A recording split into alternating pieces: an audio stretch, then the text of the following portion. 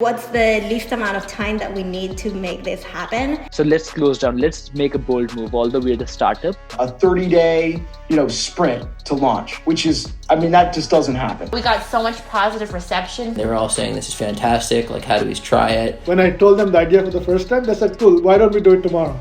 I said, we need to build the product. It was like an immediate no-brainer. So then things start happening even faster. So we said, let's launch it. Maybe nobody will order. That's fine. At least it's out there, and then we start focusing on growing. This is the story of SnackMagic, where we take a deep dive into a snack box gifting service, speak to their team, advisors, and brand partners to learn about how they went from making $0 in April 2020 to 20 million annual run rate by December 2020. In this episode, we'll talk about the launch, from idea to the first order in 3 weeks. Let's see what they did. With Stadium, we had something where the organizer would set up the lunch and they would pay for the lunch, but then the recipients would be able to pick whatever they wanted. So we're like, why don't we translate that into snacks? And instead of doing the traditional delivery that we were doing, why don't we start shipping? And that's something that we can launch right away. So that's when it hit. It was like, okay, yes, this is what we need to build. This is what we need to work on. What's the least amount of time that we need to make this happen? Everyone decided to double down on, what would eventually be called SnackMagic. There was really there was a 30-day, sprint to launch, which is, that just doesn't happen. That's unheard of. No one was like, go! the way Shaunak and this whole team was. And it was like, world's falling down, we're gonna outrun it. we had people who would be willing to skip their night sleep just to make sure that everything is going the way it should go. And no one asked them to, it wasn't like a bossy culture. It was what they wanted to do. Our mindset was, we weren't really expecting too much, but our culture has always been one to keep our head down and, sort of test things as we go and test things really as fast as possible, iterate, and then double down on what's working and what's not working. We decided on the SnackMagic idea, I want to say second week of April. Once we started getting good validation, when we said, got it, let's do it. Let's involve the product team, the tech team, the CPG team.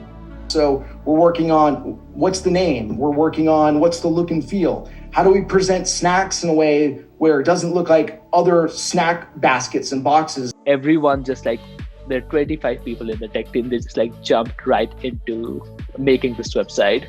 And 25 people made it into 2 weeks, the website was ready.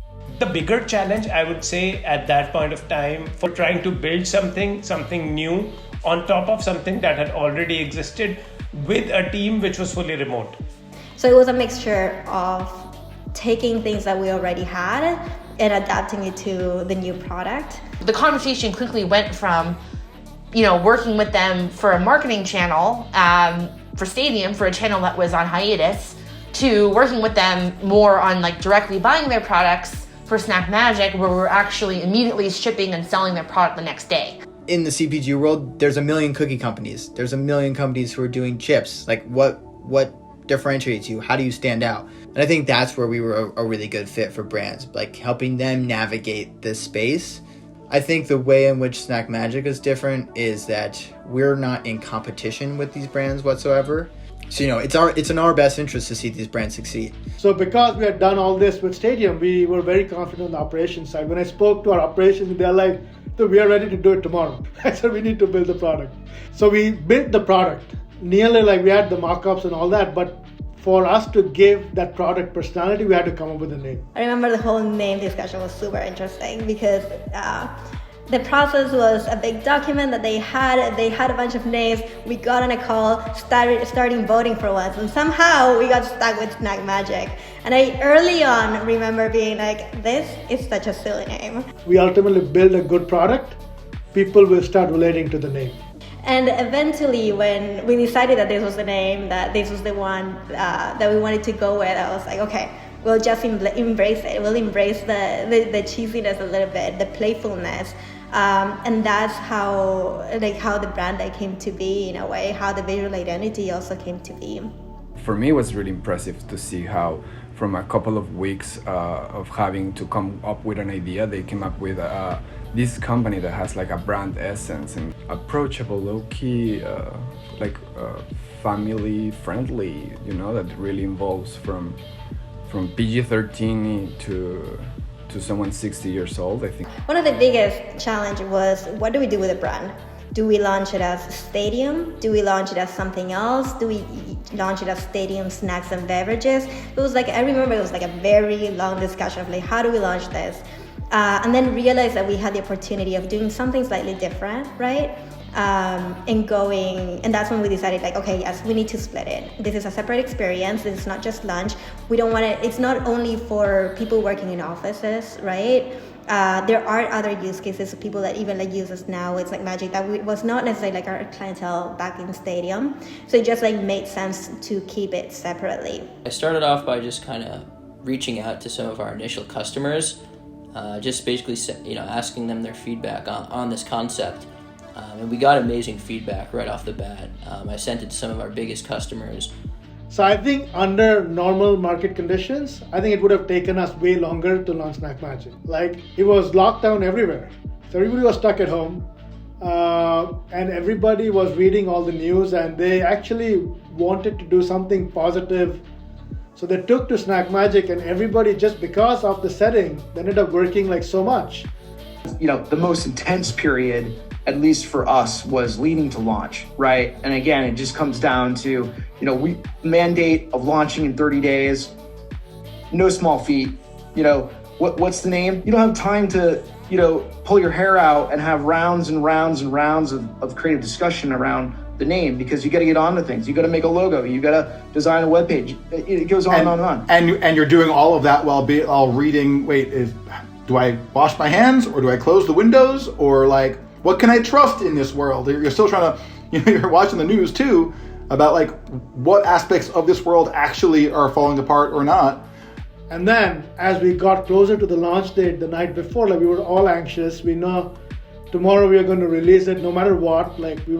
Our goal was to launch before end of April.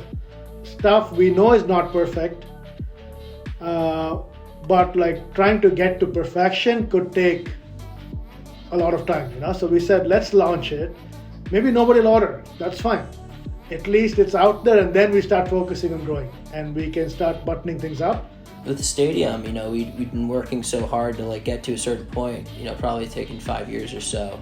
The SnackMagic, we had all the pieces in place already. The team was ready, the tech, was there, and it was just a matter of executing and getting validation. So we were ready for this moment. I think it just kind of got brought upon us. This entire pivot happened because of the boldness, because of the team, and I would give credit to the idea as well. Also, I think the flat hierarchy, the way the organization is structured, also played a big role, because it's so flat that no one asks anyone anything. Like, everyone has so much autonomy. We literally decided a new website. We're like, okay, let's go with it. There was a lot of pent-up demand. People were working at home and whatnot. People wanted their fee for, work perk, which was food and drink in the office, and people who were working more than ever. So it was really nice to be able to redeem that treat. It just had to happen in a different way.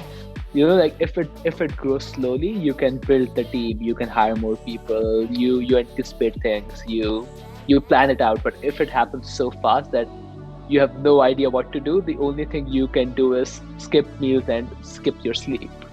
I remember developing the logo in a week or two, kind of establishing some guidelines, right? But eventually, a couple of months later, working with another designer that helped us establishing what is the full brand identity? Like, how are we using it in the different touch points? What's the actual color palette for the printed stuff, for the UI?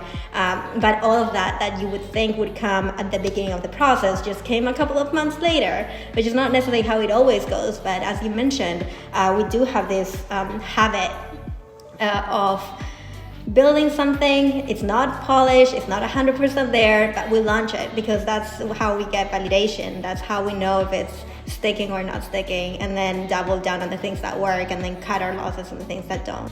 And then it's a big sigh of relief. Once the website is up and live, and your mindset completely changes, because up until then it's about like a lot of anxiety about launching and okay, this and that, but once it's out, it's out. You can't do anything. You can't unlaunch something. And then it's just moving forward. So then things start happening even faster. Yeah, what do they say? Necessity is the mother of invention. That's what happened here. So there you have it. From idea to first box out in 3 weeks. That's pretty fast. Next week, we'll talk about rapid learning and what they learned from their early customers. See you then.